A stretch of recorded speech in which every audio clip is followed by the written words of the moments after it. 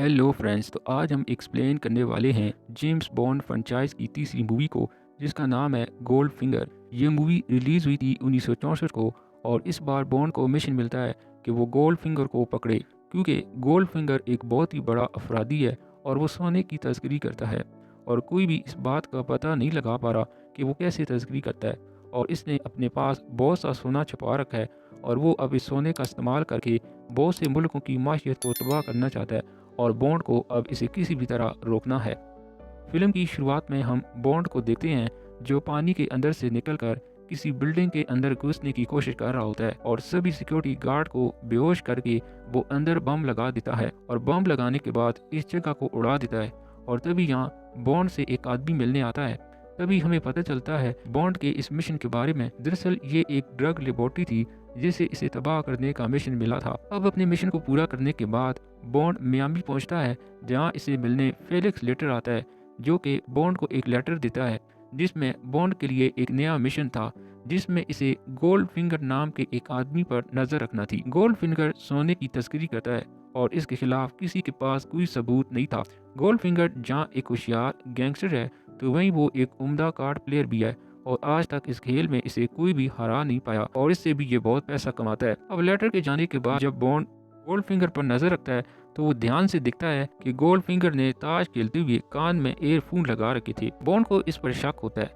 तो वो इसकी जांच पड़ताल करते हुए इसके होटल रूम में जा पहुंचता है और इसे सारा माजरा समझ में आ जाता है। दरअसल इस कमरे में जेल नाम की एक लड़की रेडियो की मदद से वो गोल्ड फिंगर को चीटिंग करवा रही थी और दूरबीन की मदद से साथ वाले आदमी के कार्ड पर नजर रखी हुई थी। जेम्स इस लड़की के पास जाकर पहले रेडियो बंद करता है और जेल को अपनी मीठी बातों में फंसाने के बाद गोल्ड फिंगर को धमकी देता है कि इस आदमी से जितने भी पैसे तुमने दांतली से जीते हैं इसे वापस कर दो, वरना बॉन्ड इसकी पोल खोल देगा। जिसके बाद गोल्ड फिंगर इस आदमी से ताश में हार जाता है। इसके बाद बॉन्ड जेल को रूम में ले जाता है, लेकिन तभी रूम में बॉन्ड पर पीछे से सर पर कोई हमला करता है जिससे बॉन्ड बेहोश हो जाता है। अगली सुबह बॉन्ड जब उठता है तो वो देखता है कि जेल मर चुकी है और इसके पूरे जिस्म में सोना चढ़ा दिया गया है, जिससे बॉन्ड समझ जाता है कि ये गोल्ड फिंगर ने किया है। अब बॉन्ड लंदन पहुंचता है, जहां इसे मिस्टर एम डांटते हैं कि वो इस लड़की की वजह से अपने मिशन से क्यों भटक गया था। लेकिन बॉन्ड अब इस लड़की की मौत के बाद इस मिशन को फिर से जारी रखना चाहता है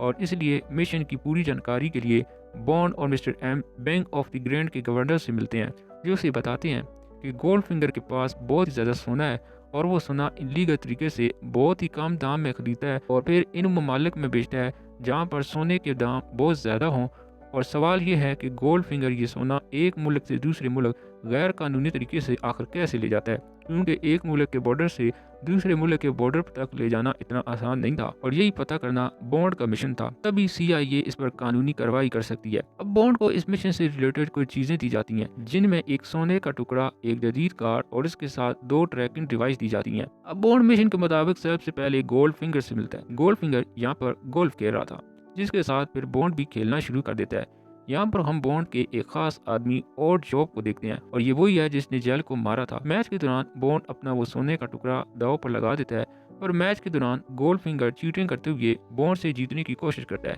लेकिन आखिर में बॉन्ड भी अपनी चालाकी से इसे हरा देता है। अब गोल्ड फिंगर बॉन्ड के बारे में समझ जाता है कि बॉन्ड कोई आम आदमी नहीं, इसलिए उसे धमकी देता है कि वो इसके रास्ते में नहीं आए और बॉन्ड को डराने के लिए वो और जॉब को अपनी ताकत दिखाने के लिए बोलता है, जिसमें ओड अपनी टोपी से पत्थर की मूर्ति का सर उड़ा देता है। लेकिन बॉन्ड इन सब के बीच वो गोल्ड फिंगर की कार में ट्रैकिंग डिवाइस लगाकर इसका पीछा करने लगता है। लेकिन तभी बॉन्ड पर एक लड़की गोली चलाती है, जिसके बाद बॉन्ड फिर इस लड़की का पीछा करते हुए इसकी गाड़ी को पंचर कर देता है और फिर इस लड़की की मदद करते हुए इसको एक गैराज तक छोड़ता है। जिसके बाद बॉन्ड फिर से इस गोल्ड फिंगर का पीछा करते हुए वो इसकी कंपनी तक पहुंच जाता है, जहाँ पर सिक्योरिटी बहुत ज़्यादा तगड़ी थी। इसके बाद वो रात को फिर इस फैक्ट्री में घुसता है, जहाँ से पता चलता है कि गोल्ड फिंगर अपनी गाड़ियों को पूरी सोने की बना देता है और इसके जरिए वो एक मुल्क से दूसरे मुल्क इलीगल तरीके से सोना पहुंचाता है और इसी वजह से आज तक किसी को भी इस पर शक नहीं हुआ।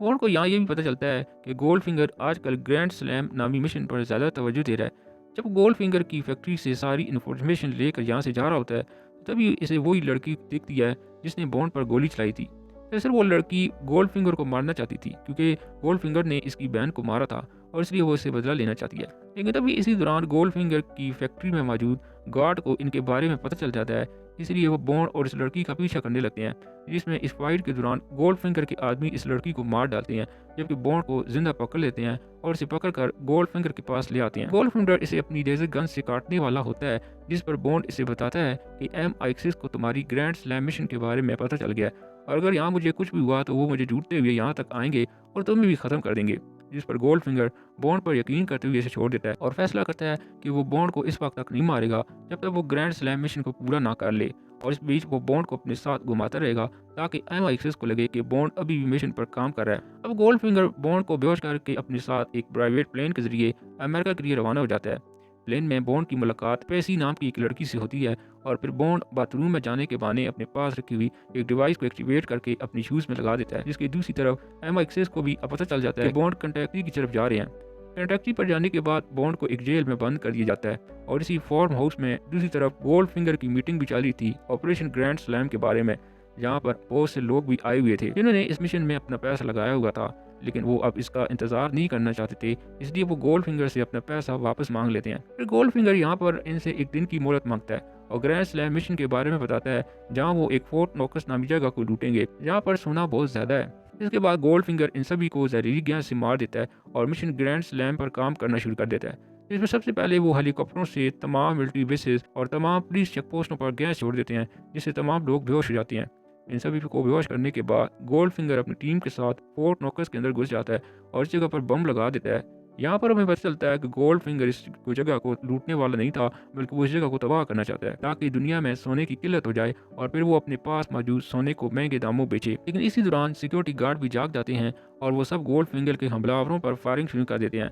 दोनों तरफ से बहुत से लोग मारे जाते हैं, लेकिन गोल्डफिंगर वहां से भागने में कामयाब हो जाता है और जेम्स बॉन्ड नोक फोर्ट में लगाया गया बम को नकारा कर देता है। जिसके बाद गोल्डफिंगर का ग्रैंड स्लैम ऑपरेशन नाकाम हो जाता है और वो इसी का बदला लेने के लिए जेम्स बॉन्ड को प्लेन में मारने की कोशिश करता है, जहां प्लेन में दोनों के दरमियान फाइट होती है। लेकिन इसी बीच बॉन्ड गोल्डफिंगर को जहाज से नीचे फेंक देता है, जिसके साथ ही गोल्डफिंगर मर जाता है और जहाज क्रैश हो जाता है। लेकिन बॉन्ड और पुसी इसमें बच जाती हैं। अब पुसी पहले से जेम्स बॉन्ड का साथ देने लगी थी और इसी के साथ ये मूवी यहीं पर ख़त्म हो जाती है।